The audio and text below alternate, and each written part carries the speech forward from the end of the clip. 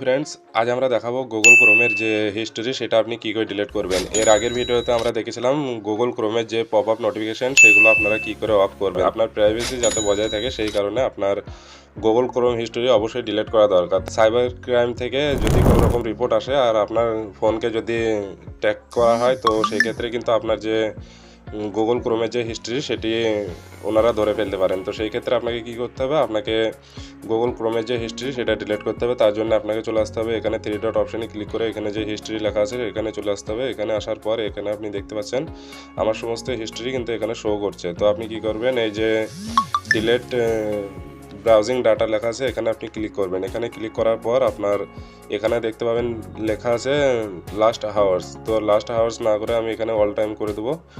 ঠিক আছে, all time করে দেওয়ার পর আমার ট্যাবগুলো আমি রাখতে চাই, পাসওয়ার্ড সেভিং এগুলো রাখতে চাই, অটো ফর্ম ডাটা আর সাইট সেটিং এগুলো আমি কিছু করতে চাই না। ঠিক আছে, বাদবাকি যেগুলো আছে ব্রাউজার হিস্টোরি এগুলো সব আমি ডিলিট করতে চাই। তার জন্য আপনি নিচে চলে আসবেন। নিচে এসে এখানে যে ডিলিট ডাটা বলে লেখা আছে এখানে আপনি ক্লিক করবেন। এখানে ক্লিক করার পর আপনি দেখতে পাচ্ছেন আমার এই সমস্ত ডাটাগুলো কিন্তু ডিলিট হয়ে যাবে। তো আমি এখান থেকে ডিলিট করে দিচ্ছি। তো এরকম ধারা করে দিলে আপনার যে ক্রোম ব্রাউজারে যে ডাটাগুলো আছে যেগুলো আপনি সার্চ করেছিলেন সেগুলো কিন্তু ডিলিট হয়ে যাবে।